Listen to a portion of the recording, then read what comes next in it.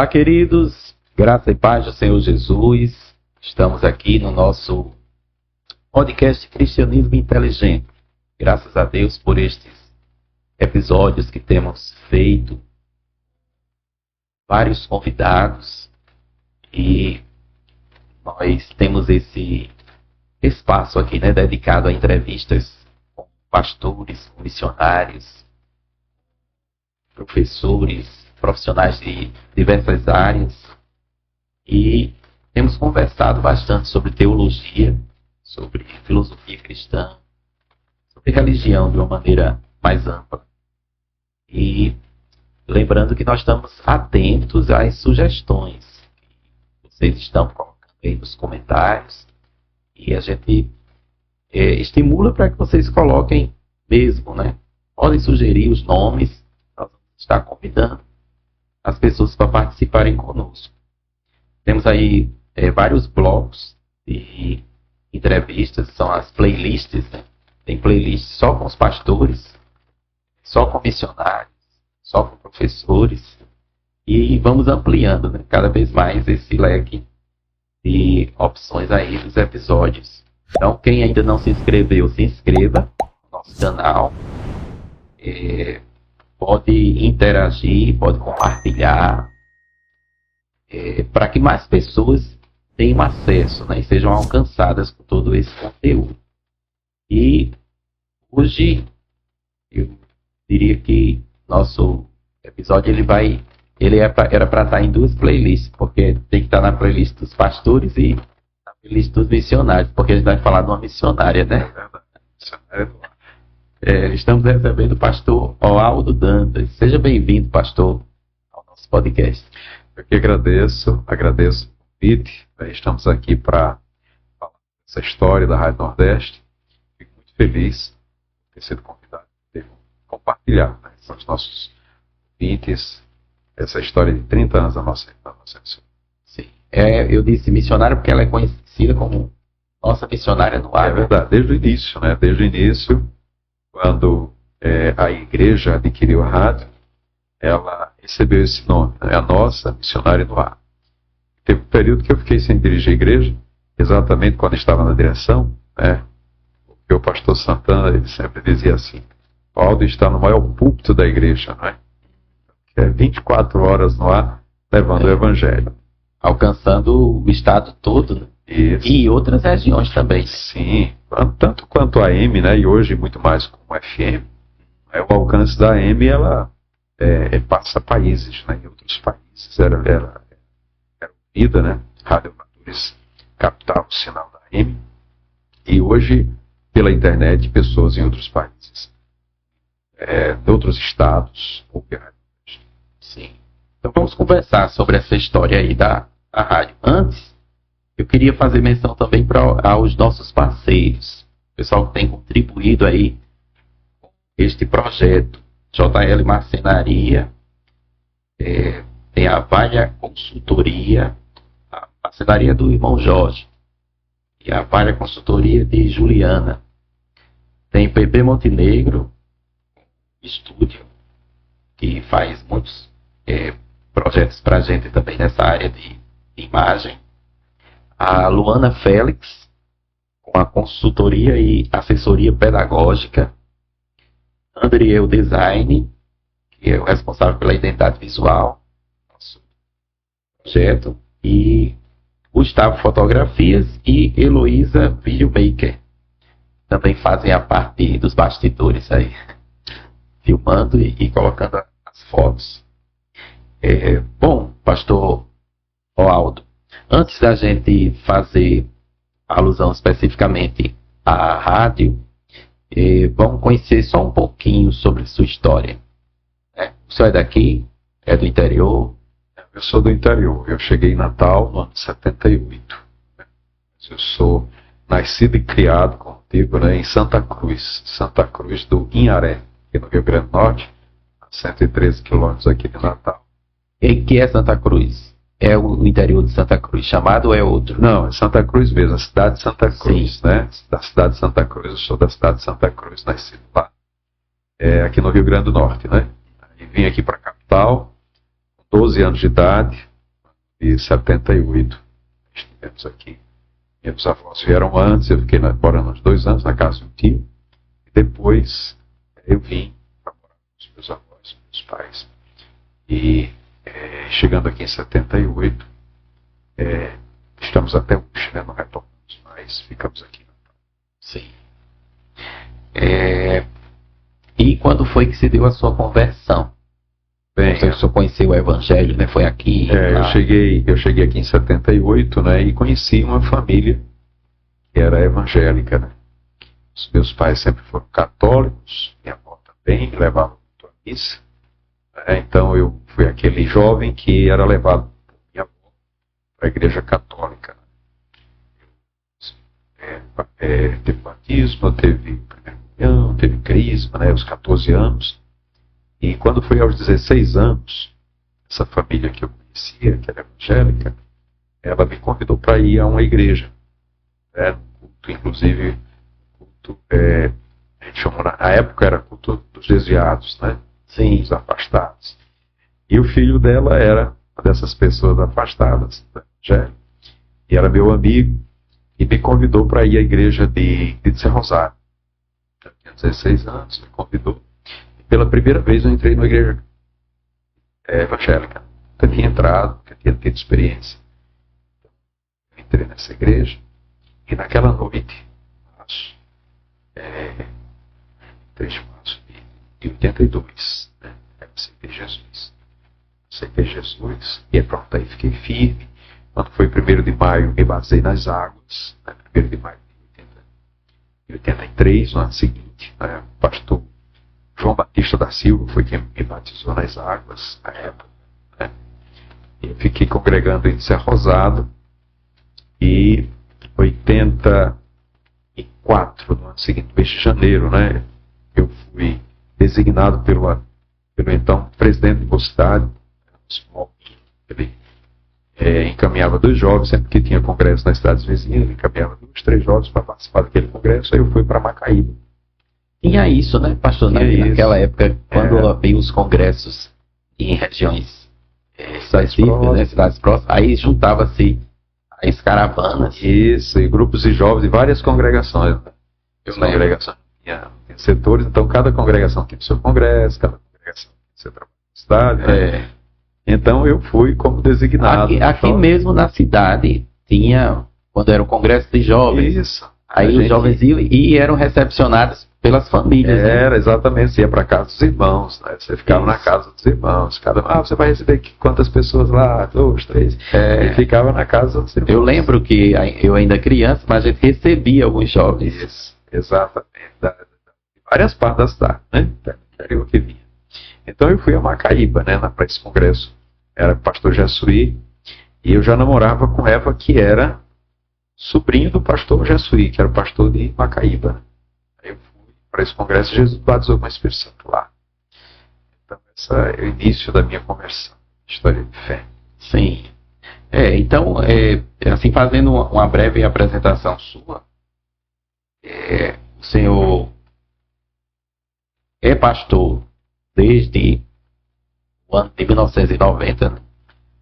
Eu comecei a dirigir, né, em janeiro de 90. Eu fui ao presbitério em novembro de 86. Sim. 86. Aí, em 88, fui co-pastor, Felipe Camarão. Em 89, fiquei congregando em Serra Rosado. E em 90, comecei a dirigir a primeira congregação, que foi a congregação do Bom Pastor. Sim. 90. E de lá para cá, o senhor atuou esse tempo todo? Aí de lá para cá, né, passei em várias congregações. De Bom Pastor fui a Colina do Jiqui, né, que também foi o primeiro. Porque Bom Pastor, ele era uma igreja ligada à congregação que é chamada Leprosalva, que hoje é Capitão Gouveia, né? Sim. Então foi a primeira vez que ela passou a ser congregação. Eu fui o primeiro presbítero, ela era dirigida pelo diácono, eu fui o primeiro presbítero a dirigir Bom Pastor. Depois eu fui... aquela que fica na Gouveia mesmo? Não. A Gouveia era a congregação que era responsável por ela. Ela fica na rua Bom Pastor mesmo, numa travessazinha que fica sem saída. Sim. Certo? E a congregação do Bom Pastor, que hoje tem mais de um Bom Pastor, é Bom Pastor 1. Certo. Né? Aí de lá fui para Colina do Jiqui, aí de Colina do Jiqui para a igreja de Pirangi, ali na Avenida dos Lagoas, 92, 93 vim para Nova Descoberta, 94 vim para Nazaré, 94 foi o ano que a gente dirigiu duas congregações. Nazaré só tinha uma, né? Só tinha um. Não, tinha as duas já. Tinha as duas. Foi Nazaré 1. Certo. Nazaré 1. Aí eu vim para Nazaré 1, 94, e nesse ano era meio ano em cada congregação. Aí eu passei meio ano em Nazaré e meio ano em Mirassol. 94. 95 voltei para Nova Descoberta. Aí 96 vim para Torre Eugênio, 97 fui para Autoróis, 98 fui para Seca. 99 voltei para Nova Descoberta. Aí 2000 fiquei na Central, 2001 fui para Gramoré. Ah, então teve uma experiência aqui na Zona Norte. Tive, na Zona Norte eu já dirigi Gramoré, Igapu, né? Amarante, 2 anos. Sim. Depois eu voltei, fui para Planalto. Voltei para Nazaré, passei mais 2 anos em Nazaré. Planalto. Passei 5 anos recentemente agora em Eucaliptos, né? Parque dos Eucaliptos. Voltei, estou em Candelária. Muito bem. É uma trajetória aí bem extensa. E aí, o senhor é casado com a irmã Eva, que já fez menção. Pai de Hanani e Jussier. E avô de 4 netinhas, né? Ou netona já. Já tá, mas ela está com 14 anos. Sofia, Estela, Lília e Majore. Muito bem. E tem formação. O senhor gosta de estudar, né? Tem formação em ciências contábeis, em administração, em direito e atualmente está também fazendo psicologia. Muito bem. Tem gente, eu digo sempre assim, pastor, que tem gente que tem como hobby jogar bola. E a gente tem como hobby estudar. Gosta de fazer, né? Gosta de estudar. Ele diz, mas você fez tanto curso. Ele diz, mas você não gosta de assistir série na Netflix? A gente gosta também de fazer outras coisas. Mas tudo tem uma conveniência. Às vezes a pessoa fica perguntando, mas por que esses cursos, né? Veja, eu era 87, né? 86 para 87 eu terminei o técnico em contabilidade. E aí já fui trabalhar com contabilidade. Saí lá no escritório e trabalhar. Então, em 97 eu era técnico em contabilidade e eu tive o desejo de fazer curso de ciências contábeis porque o curso de técnico estava ficando para trás. Eu tinha que me aperfeiçoar, né? Aí fiz o curso de ciências contábeis. Quando eu terminei o curso de ciências contábeis em 2002, em janeiro de 2003, o pastor me convidou para ser o diretor da rádio. Janeiro de 2003. Aí eu senti a necessidade de ter um conhecimento de administração. Eu tinha terminado de fazer o curso de ciências contábeis, fui na direção da administração. Né? Perguntei se aproveitava alguma disciplina. Então o curso é muito parecido. Né? Tanto que eu fiz em 2 anos o curso de administração. No curso de 4 anos eu aproveitei muitas disciplinas. Eu fiz 2 anos. Aí os meus filhos, eu sempre levava e trazia para a escola. Foi na época em que eles começaram a entrar na faculdade em 2005. Quando eles entraram na faculdade em 2005, eu já tinha terminado a administração, e disse, rapaz, eu vou testar fazer com vocês esse curso. Né? Eu tenho que trazer, então no lugar de ficar só aguardando, esperando, eu vou ficar com vocês aqui. E eu fiz junto com os meus 2 filhos. Curso de direito. Terminamos juntos, né? Terminamos, eu, José e Renan, terminamos na mesma turma, terminamos juntos. Colamos grau juntos, entendeu? Aí no 9º período a gente fez o exame da ordem, passamos, né? Também os 3. Menos minha filha, porque ela estava grávida na época da minha neta, e aí não aguentou o rojão dos estudos, né? Aí não passou na primeira fase, mas fez a primeira fase também. E aí, como passamos na primeira fase, a gente se esforçou aí. Deus nos deu a bênção de passar na segunda fase. Isso em 2010. Aí nos formamos juntos, né? E aí, recente, nesse período da pandemia, surgiu, acho que no ano 2020, ou foi 2021, um curso promovido pela CGADB, para psicologia pastoral, né, pela Universidade de Belém, CGADB. E aí eu fiquei pensando, né? Está abrindo psicologia pastoral para os pastores do Brasil inteiro. Deixa eu ver, né, se eu tenho alguma vantagem em fazer o curso de psicologia, né? E também tive muitas vantagens. Tive muitas disciplinas que eu já aproveito os cursos que eu fiz. Então está sendo bem tranquilo. Sim.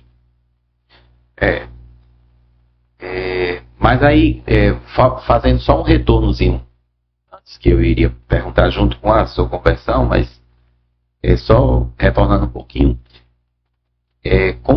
como foi que se deu essa sua chamada para o ministério, assim, pastoral, né? Sim. Porque o senhor foi novo, né? Isso.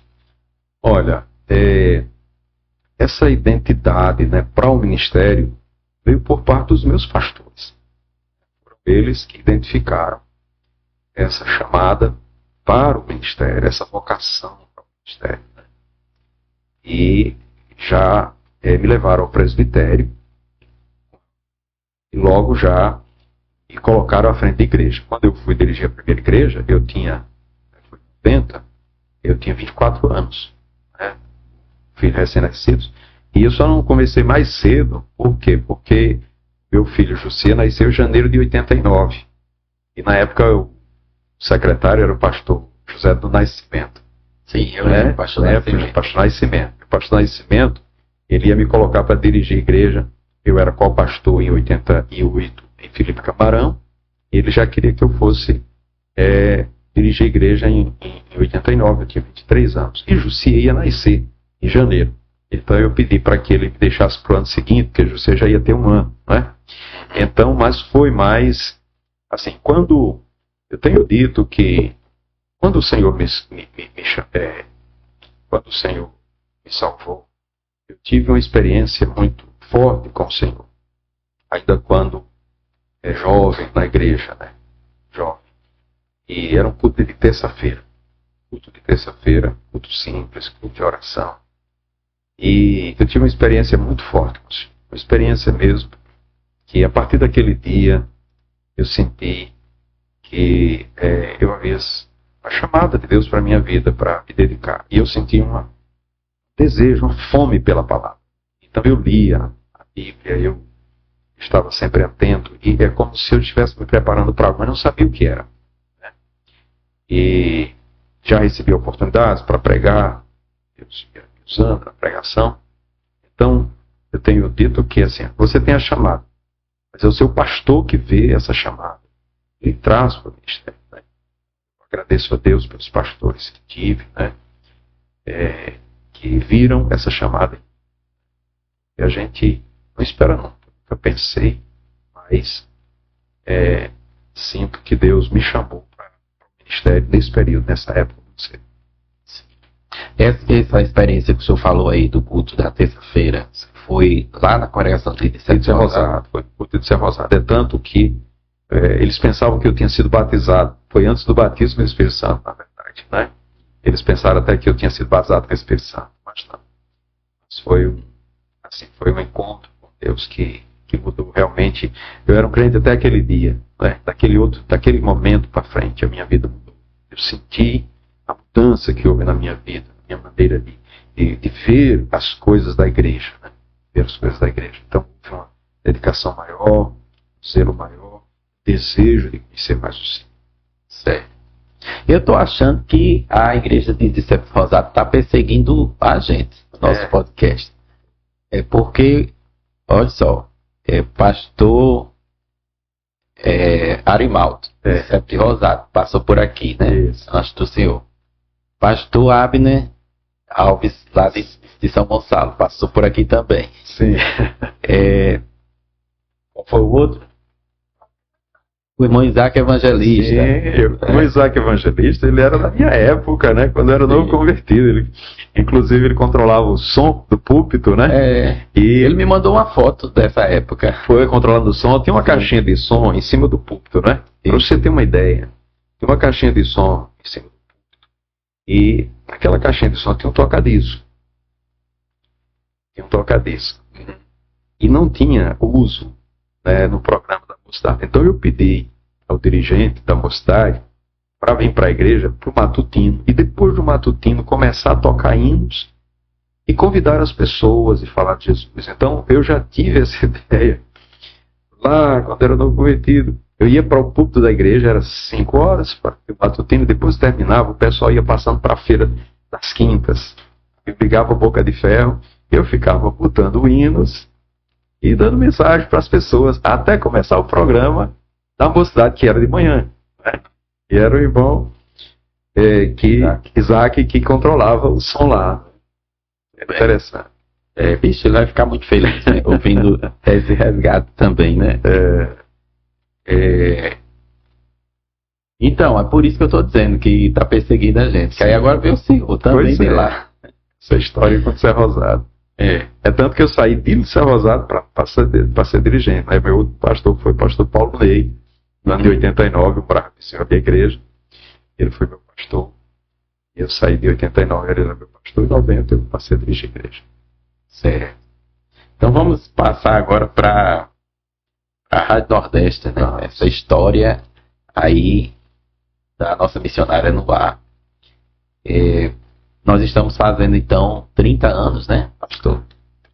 30 anos de história. Primeiro de agosto de 95 foi a aquisição, né?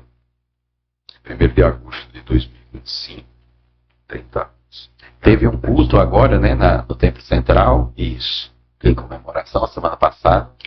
O culto, ele se deu junto com o culto também da restauração, né, em função de terem nascido muito próximo ali, um 29, outro 30, né? E um nascido em função do outro, né? O culto da restauração, ele veio existir em função da Rádio Nordeste, né? Que é o culto que a rádio passou o dia inteiro no ar, né? Então, a gente aproveitou esse dia, já que a rádio estava o dia inteiro no ar, né? No final do culto, fazer esse culto de gratidão a Deus, né? Culto de gratidão a Deus. Os cultos de gratidão a Deus se dava, né, nos anos anteriores, bem antes da pandemia, em estádios, ao ar livre, assim, tipo uma cruzada. Nós já fizemos ali no Papódromo, já fizemos cruzadas abertas, fizemos ali também no centro, ali na universidade, ali naquele anfiteatro, né? Então todos esses lugares eram lugares onde a gente fez cultos de 10 anos, de 15 anos, né? Então foram cultos onde a gente celebrou. Mas, tendo em vista hoje a situação, a gente resolveu fazer no culto da restauração, já que aproveitava aquela mesma estrutura. Aí apenas convidamos as pessoas para estarem presentes. Então conte um pouco desse início, essa motivação, né, essa ideia inicial de aquisição da rádio pelo pastor João Gomes, que era o pastor presidente à época. Isso foi lá em 1995, né? Em 95. Né? O pastor João Gomes, ele assumiu em maio de 93. Em maio de 93, eu dirigia Nova Descoberta. Na época, quando ele assumiu o pastorado, eu dirigia Nova Descoberta. E a gente tinha programas de rádio, mas eram programas pontuais, a locação de espaço, né? Era um programa da igreja. E ele sempre teve o desejo de ter uma rádio. Então ele começou, o sentimento dele era de fazer um arrendamento da madrugada. Né? Então ele foi propor arrendar a madrugada da Rádio Nordeste. Né?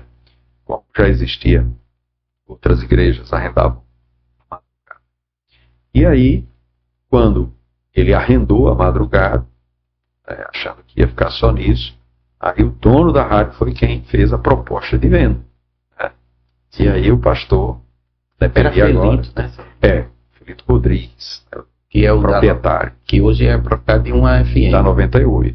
Ele tinha 98, que era FM, tinha AM, que era a Rádio Nordeste, né? Rádio Nordeste. Então, foi feito primeiro um contrato de arrendamento. De meia-noite a 6 da manhã. Certo? O contrato foi de arrendamento. E depois veio para o contrato de compra e venda. A gente já estava com a madrugada. E agora assumimos 24 horas. Assumimos dia 1º de agosto de 95. A gente assume a rádio, né? Todos os seus funcionários, está, simplesmente foi para lá. E começamos a fazer rádio, né? Começamos a fazer rádio. E aí foi um momento em que a igreja toda, né, toda a igreja, não somente aqui na capital, mas no interior do estado, se mobilizou para chegar junto do pastor pela decisão que ele havia tomado. Uma decisão que, lógico, a igreja em si, como instituição, talvez não tivesse condição de chegar. Foi uma aventura, né? Uma aventura, uma obra de fé, não é? De fé. Você falando assim, humanamente, loucura, né? Exatamente, em termos de humanamente falando, uma loucura. Ele mesmo, né, o pastor João, fez uma loucura, né? Mas o senhor lembra na época o valor que era? As prestações eram de 200 mil. 200 mil. Prestação em 95, 96, por aí? Era uma prestação muito alta na época, né? E a gente ficou assim, correndo, né? Correndo, como eu digo, para juntar dinheiro, juntar recursos mesmo. E aí houve uma grande mobilização de toda a igreja, da membresia, né? Então todos os irmãos, porque tem aquelas campanhas que a gente faz e fica aqueles irmãos, não sabe se contribui, se não contribui, né? Na Rádio Nordeste não houve isso. Na Rádio Nordeste, quem não podia contribuir, vendia alguma coisa, ia vender dindim, ia vender cocada, ia vender pastel, para poder contribuir. Que era diferente, tá entendendo? Era um movimento na igreja que as pessoas vinham com alegria trazer alguma coisa. Era como se alguém tivesse como que uma obrigação de trazer, que ele mesmo se impôs a isso. Sim, era uma motivação interna. Interna, não era ninguém no púlpito falando, dizendo, não, era os irmãos chegando, entendeu? Porque todos tinham o prazer de contribuir. Hoje é muito comum você receber qualquer pessoa daquela época, né, que não traga essa história. Olha, no período da compra da rádio, eu contribuí. Sim, eu estava até conversando. Eu fiz aquilo. Antes com o senhor e comentando, né? Isso. Que eu também me recordo muito, porque na minha casa, na época, tinha era tipo uma sorveteria que a gente tinha, e a gente vendeu também muito picolé para a contribuição com essa aquisição da rádio. Eu vi os outros irmãos fazendo cantina, né, vendendo outras coisas. Outra coisa, as pessoas vendiam garrafas, as pessoas vendiam ferro, as pessoas vendiam, né, ferro velho para poder adquirir. Então, você tinha roupa, você levava para o bazar. Eu não tenho dinheiro aqui, mas eu tenho uma paletó que não está usando, tenho uma camisa, tenho uma blusa, levava para o bazar e transformava aquilo em recursos para a aquisição da Rádio Nordeste. Então, era uma movimentação de todos fizeram parte. Outras denominações também. Outras denominações, pessoas não evangélicas, não é mesmo não sendo evangélicas, mas elas viam a movimentação e começaram a contribuir. Chegavam na comissão para entregar lá, né, a sua contribuição, mesmo sem ser evangélicos. Inclusive o senhor contou um episódio que eu queria que o senhor falasse de uma pessoa não evangélica, né? Isso, né, que o pastor saudoso, o pastor Edmar sempre contava. Né? Ele viu uma senhora e olhando assim exteriormente, né, aparentava não ser da nossa igreja, e depois ele foi procurar saber, e ela não era uma pessoa evangélica, era crente. Ficava numa fila para chegar e fazer a contribuição. Isso, nós tínhamos no Templo Central, né, um local que era uma sala da arrecadação, onde ficavam os irmãos com os talõezinhos, recebendo os valores, né, da comissão de arrecadação. Sim. Então, ficava a escala ali o dia inteiro, recebendo as contribuições de quem fosse no Templo Central. Então formava-se filas, né, filas. Então a igreja ali, a fila chegava aí próximo do antigo Atraente, né, que fica ali próximo onde era a CPAD, né? A fila enorme de pessoas, né? E nessa fila tinha uma senhora, e o pastor Edmar foi lá. E ela não era uma pessoa evangélica, né? E depois o pastor foi procurar e verificar, né, quanto ela tinha entregue, né? E ela tinha dado como oferta o equivalente a 10 salários mínimos na época. Olha. Então, para você ver como Deus não só mobilizou o coração dos crentes, né, mas até dos não crentes também. as pessoas foram comovidas. E aí, diante disso, a gente fica naquela certeza de que essas evidências mostram que não foi uma ação humana. Foi uma obra de fé. Pastor João Gomes, ele teve a iniciativa, mas ele foi apenas um instrumento que Deus usou, né? Deus usou ele para adquirir essa igreja, né?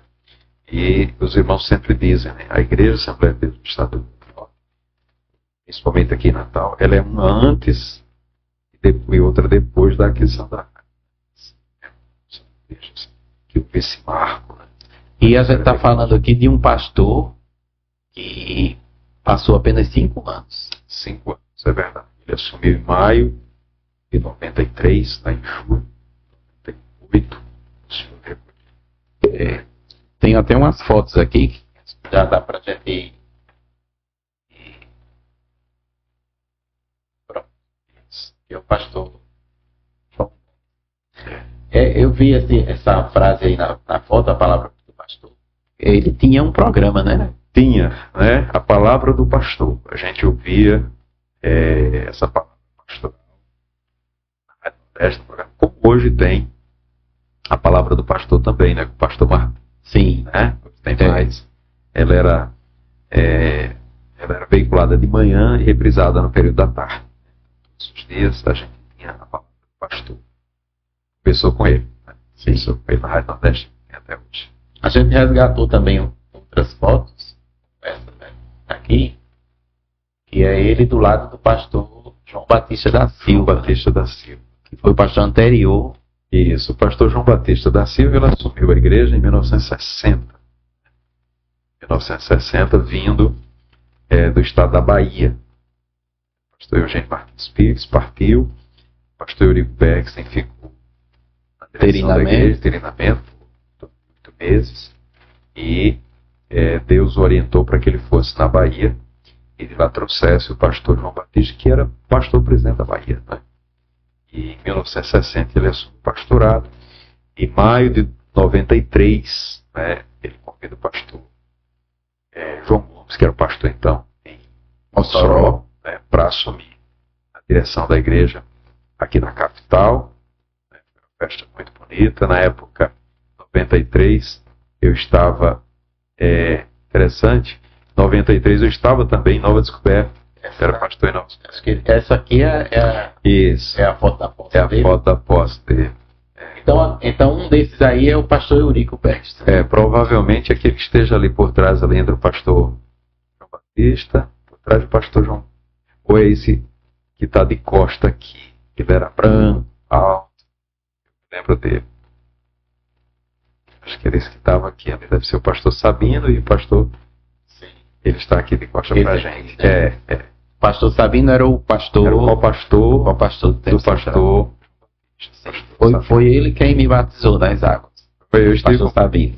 Quando eu assumi a congregação de Colina do Jiqui, em 91, a inauguração da congregação foi em 92.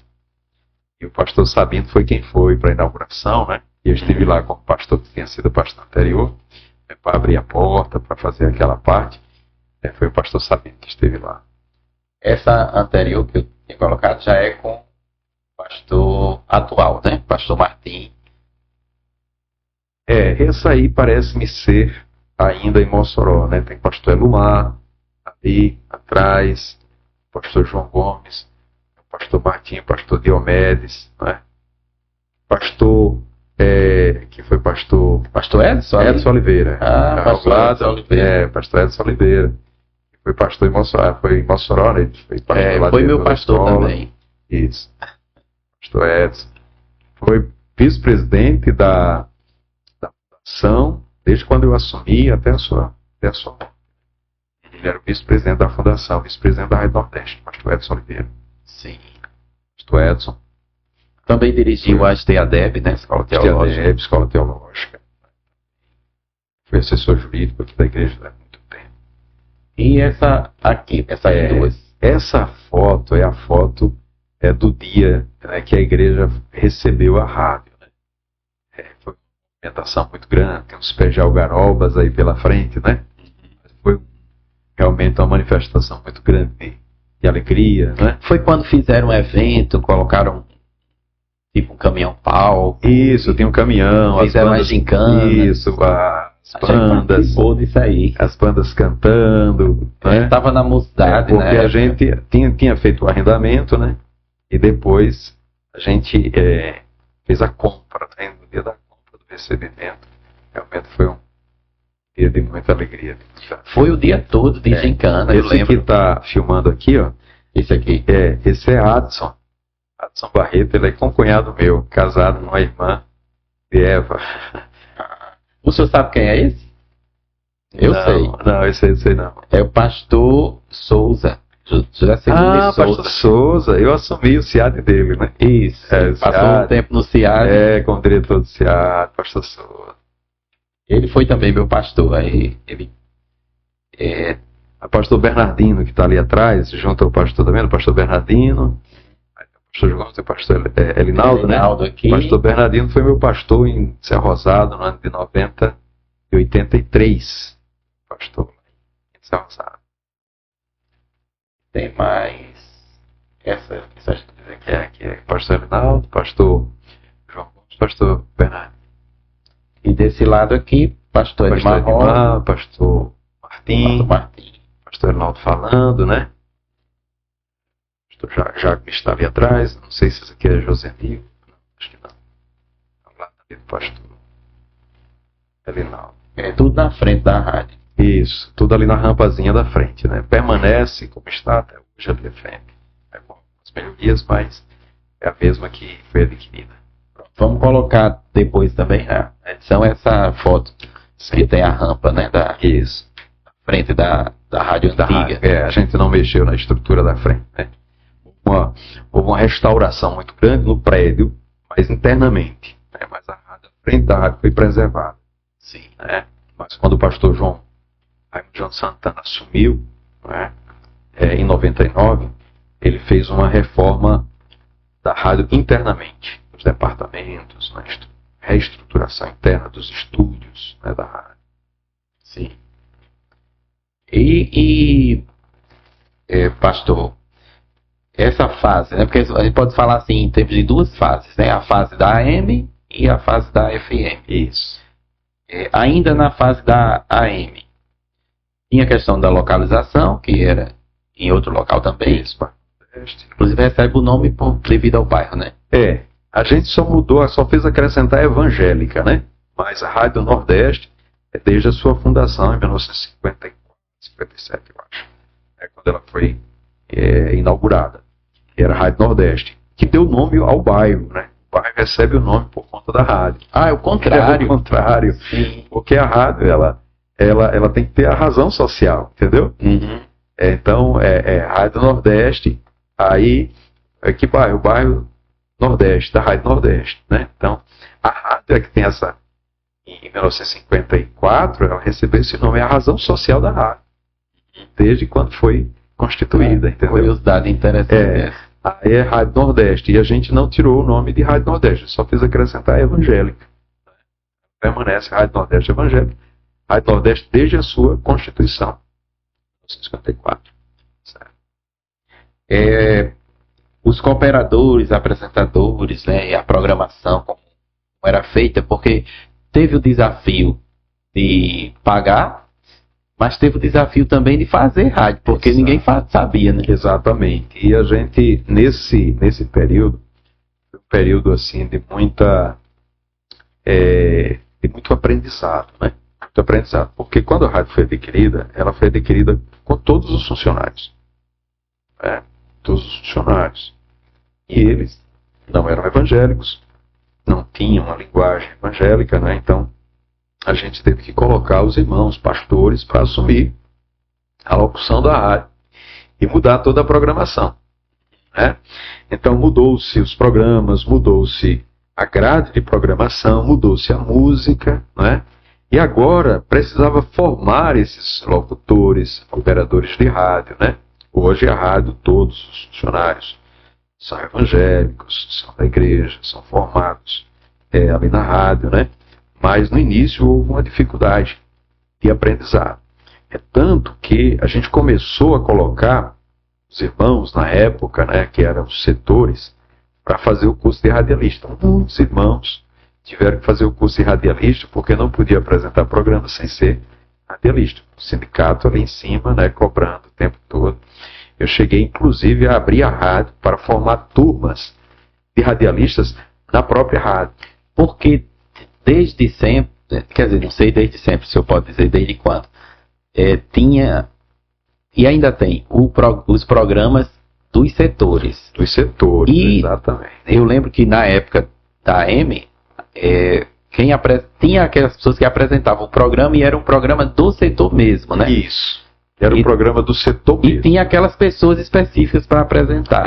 Só podia ser aquela pessoa que estava autorizada a apresentar. Então eram essas pessoas que deveriam fazer o curso, né? Então, junto com o sindicato, porque você tinha que ter o sindicato, só o sindicato poderia fornecer o certificado para você ir no Ministério do Trabalho e colocar na carteira do trabalho, que é uma profissão regulamentada, né? Então você não pode exercer. Então, a denúncia era exercer uma profissão que é regulamentada por pessoas que não estavam aptas.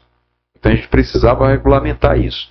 E aí muitos fizeram, como locutor, como operador de rádio, para poderem assumir as funções da rádio. Então muitos irmãos que eram apresentadores de programa setorial, hoje são radialistas, né? Como profissão. Como é o caso do irmão Isaac Evangelista. Exatamente. Eu, por exemplo, fui porque eu era diretor, né? Eu fui como diretor. Mas na época eu fazia programa também na rádio, mas não fiz como programa, fiz pelo fato de ser diretor. Eu precisava ser, então hoje eu tenho a profissão de rádio e TV, né, que é o cargo de diretoria de rádio, né, rádio e TV. Então registrado no Ministério do Trabalho, direitinho, para poder exercer a função de diretor de rádio. Também tem isso. Sim.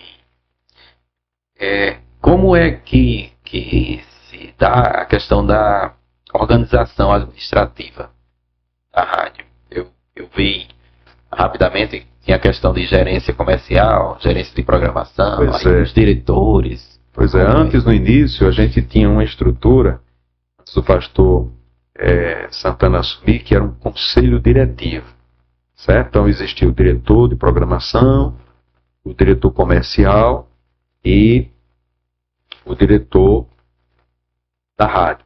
Diretor geral, né? Tem o diretor comercial e o diretor de programação. Eram três diretorias. Existia um conselho diretivo, certo? Um conselho diretivo. Então, isso até o pastor João Gomes.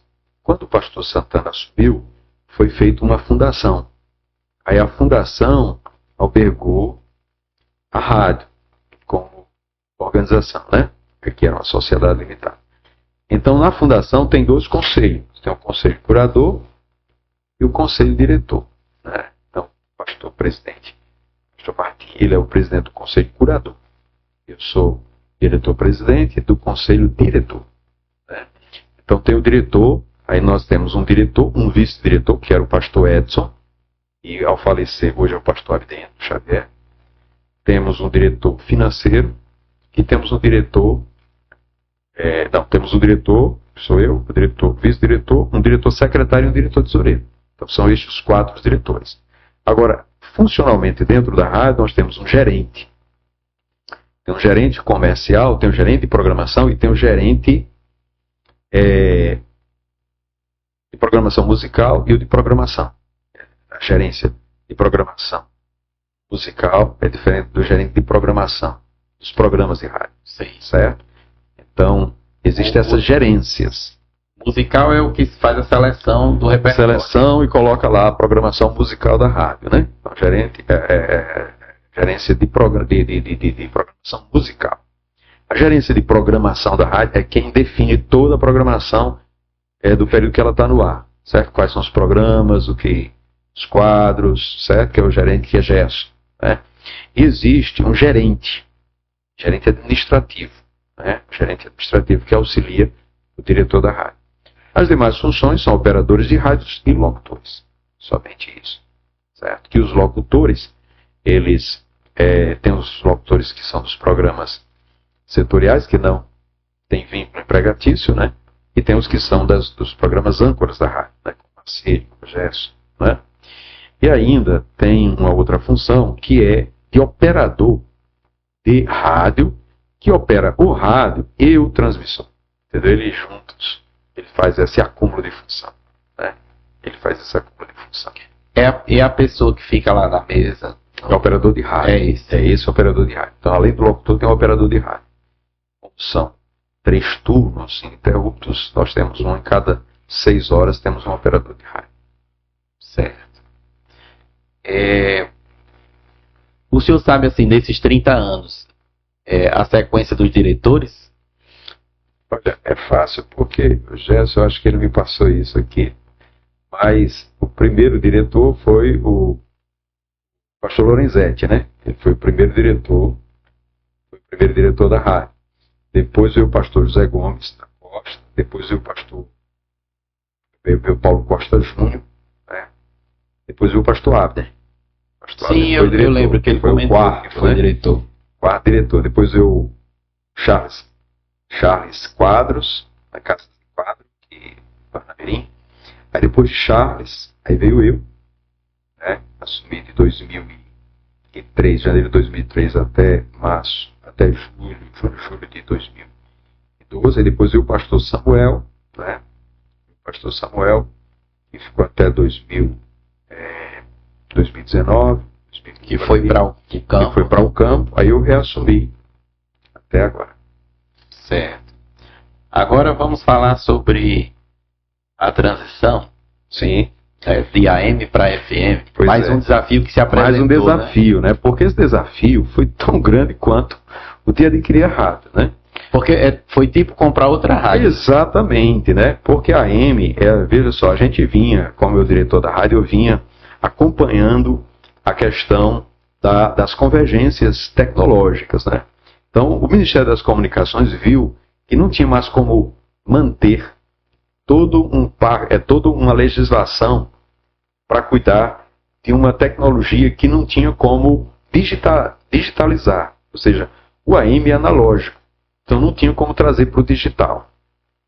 E eles estavam ficando sem espaço de transformar isso, né, o analógico em digital. E passaram, acho que uns 6 anos, buscando tecnologia dos Estados Unidos, da China, do Japão, não sei de onde, para ver se eles digitalizavam o rádio AM. Então, o que é que o Ministério das Comunicações fez? Disseram, olha, nós não temos condição. Não existe condição. Por não ter condição, o que é que resolveu? Mas no restante do mundo? Não. Também. Aí eles não tiveram essa preocupação de querer digitalizar. Permaneceu com o analógico, tá entendendo? Porque uma rádio então requer ainda o quê? Existe. Ainda existe. Nos países vizinhos, do Uruguai, do Paraguai, ainda existe. Só nos países que digitalizaram o AM. Foi uma decisão do Brasil. Entendeu? Porque para você ter uma rádio, você tem que ter um parque tecnológico, você tem que ter produção de rádio, né? Você tem que ter toda uma produção para atender, né? Por exemplo, o rádio ele tem que sair com AM e FM, né? Então tem que ter, tanto que tem, ainda hoje sai AM e FM. Por quê? Porque nos outros países tem o AM, né? A onda modulada, né? Então em 2016 veio o decreto federal dando um prazo para que quem tem AM, certo, entregue a sua outorga e receberia uma outra outorga agora de FM, né? E quem tinha rádio AM, o único, vamos supor, fator negativo é a qualidade do som, que é analógico.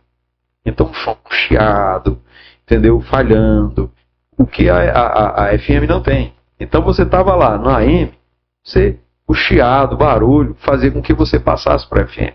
Então, os próprios donos de AM gostariam que isso acontecesse. Só que teria que comprar uma outorga FM. Aí, nesse caso, o governo federal foi e ofereceu. Você me dá a sua AM, eu te dou um FM. Entendeu? Então, nós éramos 10 quilos. 10 quilos de potência AM. Só que 10 quilos de potência AM, você vai em outro país. Ponta da onda, né? Que a onda é modulada. Amplitude modulada, ou seja, ela vai na atmosfera e desce, e aí ela se perde nos outros países. A frequência da FM, a frequência modulada, ela é retilínea, tem que ter altura, mas ela segue, assim, né? Tanto que você vê que a AM é lá embaixo, na parte mais baixa que tem, já a FM tem que ser na parte mais alta que tem, quer dizer, veja que Existem essas características, né? Então, em 2016, quando o pastor se viu, né, com essa responsabilidade, então ele fez uma mobilização. O pastor Martim, agora, por força de um decreto, né, convocou toda a igreja para adquirir uma nova rádio.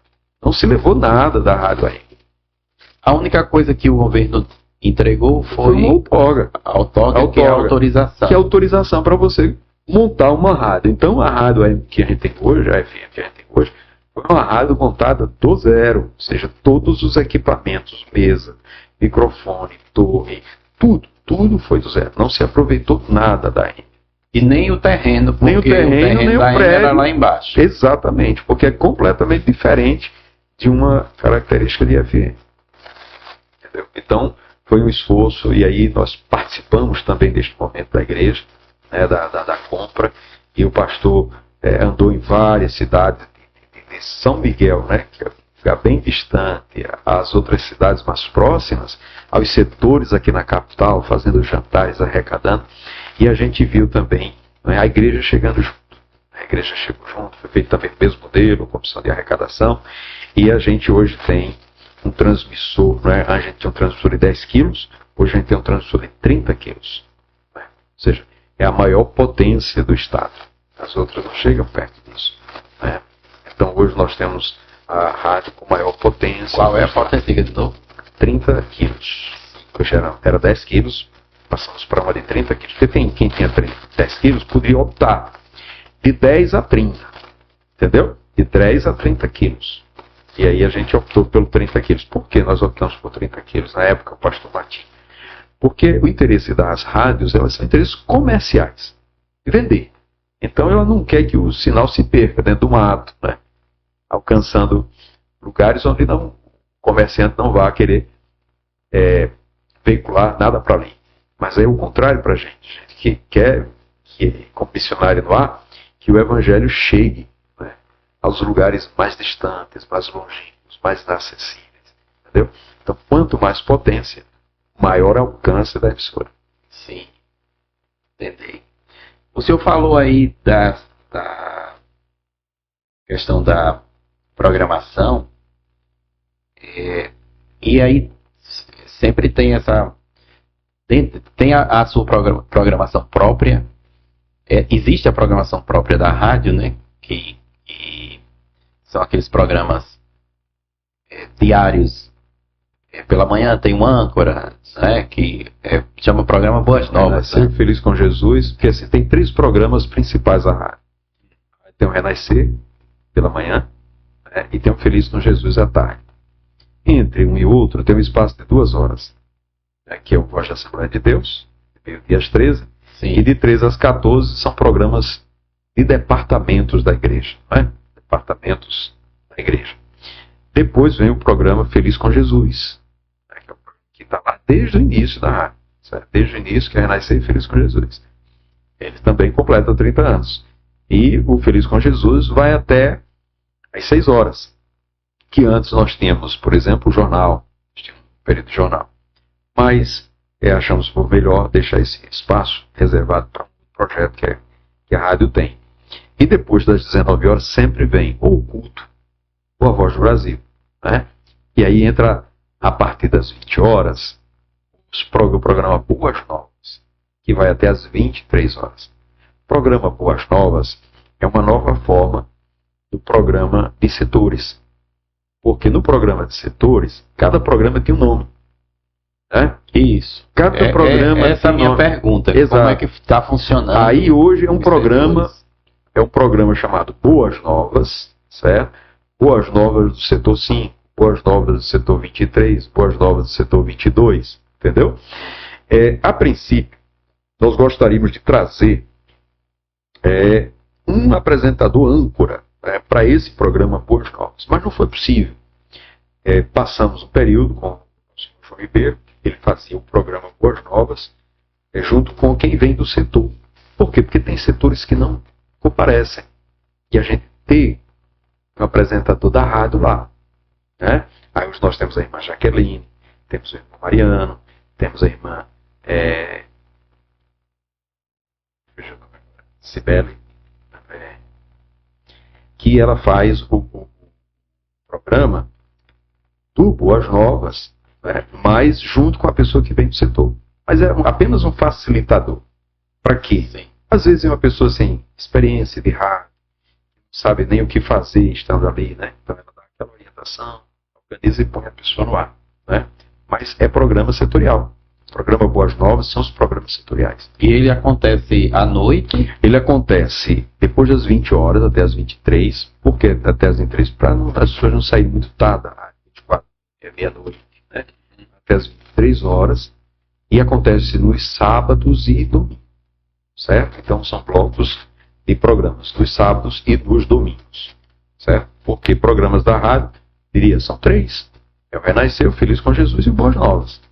E os demais são programas pontuais, setoriais, aliás, de departamentos. E alguns programas que a gente vendeu espaço, né? São programas que a gente chama de particular. Como é o caso, por exemplo, de 6 às 7 da manhã. Eu ia perguntar do Jailton Santos, né? É um programa particular, ele tem um contrato com a emissora. Contrato com a emissora, onde ele pode ter as pessoas que anunciam dentro do programa dele, para manter o programa dele. Ele anuncia muito o café da irmã Betânia. Da minha irmã Betânia, né? A marca registrada, conhecida. As minhas netas gostam demais. Vão para a escola ouvindo Jailton Santos. Eu também. Quando a gente vai, né, deixar os meninos, a gente vai escutando. Ele faz uma festa. Jailton.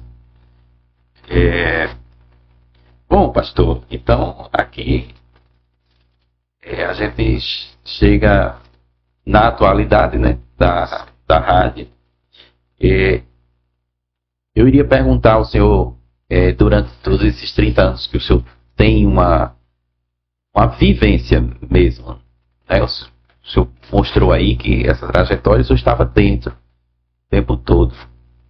Eu ia perguntar sobre os desafios, né? A gente já mostrou aqui os 2 grandes desafios da rádio, que foi a aquisição da AM e o segundo desafio, a aquisição da FM. Né? Mas agora, que desafios a rádio tem hoje? Porque eu estava vendo, inclusive hoje, ouvindo um programa de rádio, e o apresentador comentando sobre o fato de que o rádio sempre está se reinventando. Né? Quando chega uma tecnologia nova, e aparentemente a pessoa diz, vai disputar com a rádio, e o rádio vai se acabar. Aí o rádio se reinventa. Né? Então, hoje, como é que está essa situação? Hoje, né? Veja só, eu participei de muitos congressos de radiodifusão. Em 2003, já faz mais de 20 anos, e a gente está lidando diretamente, né? E a gente já participou de vários congressos, várias feiras de tecnologia do rádio.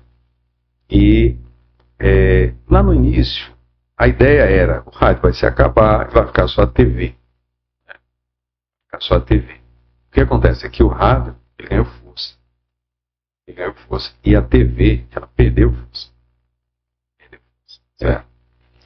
Então, o rádio, ele vai estar sempre presente como rádio, desde quando foi criado. Ou seja, as pessoas querem uma companhia. Entendeu? Ele quer alguém para ficar ouvindo, conversando. Né? Rádio é isso, rádio conversa. Conversa pede ouvido mesmo. Então, quando você tem o rádio, o que é o grande desafio hoje? O desafio hoje é você ter rádio que o ouvinte quer ouvir. Entendeu? Esse é o maior desafio de quem faz a programação da rádio. Né? Imagina você ficar ouvindo alguém que você não gostaria de estar ouvindo. Né? Então, você tem que ter uma programação que seja boa, que seja agradável. Que dê condição para as pessoas passar o dia inteiro ali e não se incomodar.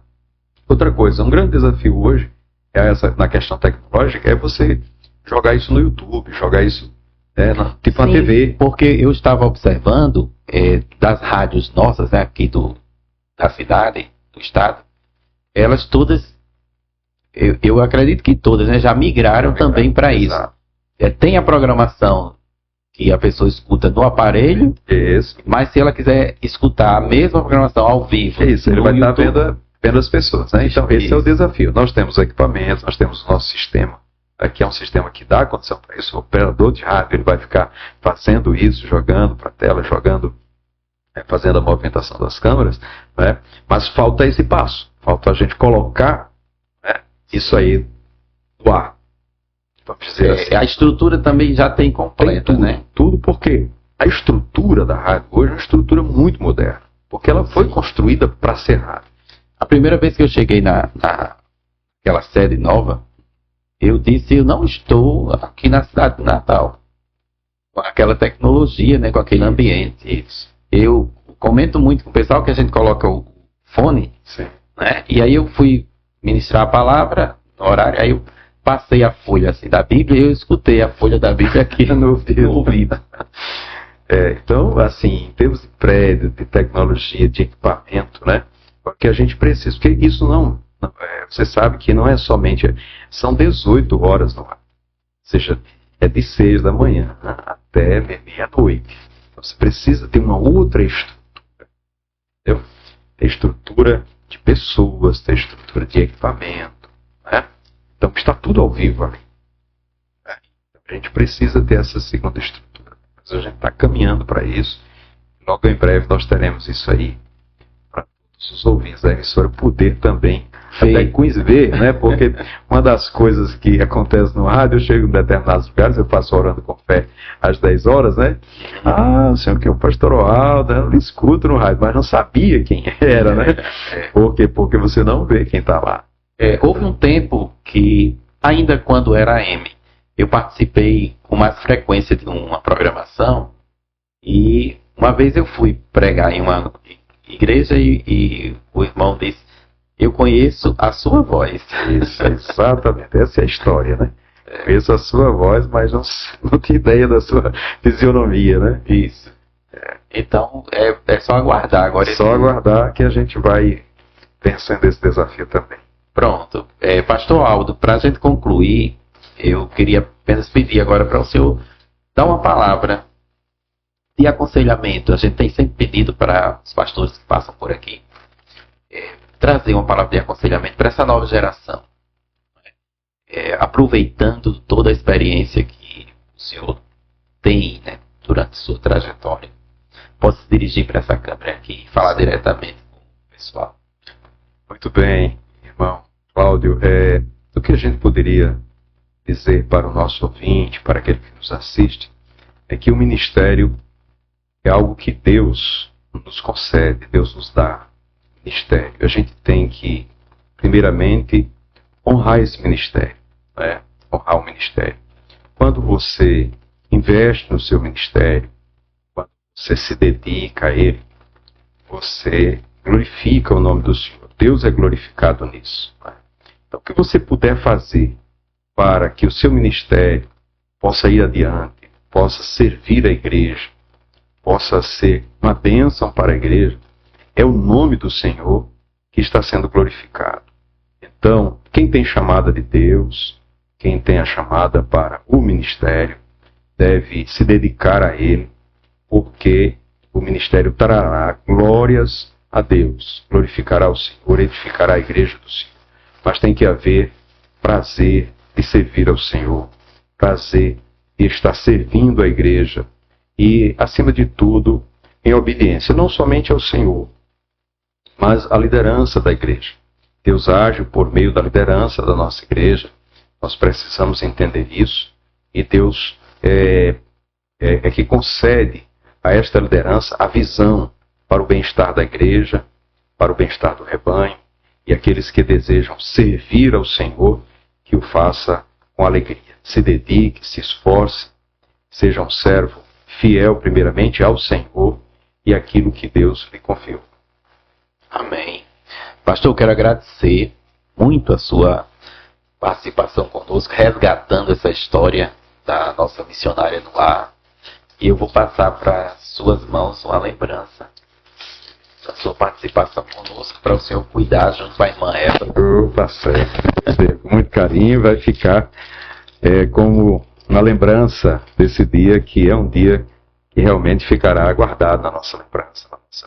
Eu que agradeço o convite e a honra de poder participar desse momento com vocês. Amém. Que esse resgate histórico, né, que nós fizemos aqui possa alcançar os irmãos todos aqueles que de alguma forma se identificam e se identificaram com a nossa Rádio Nordeste Evangélica, né?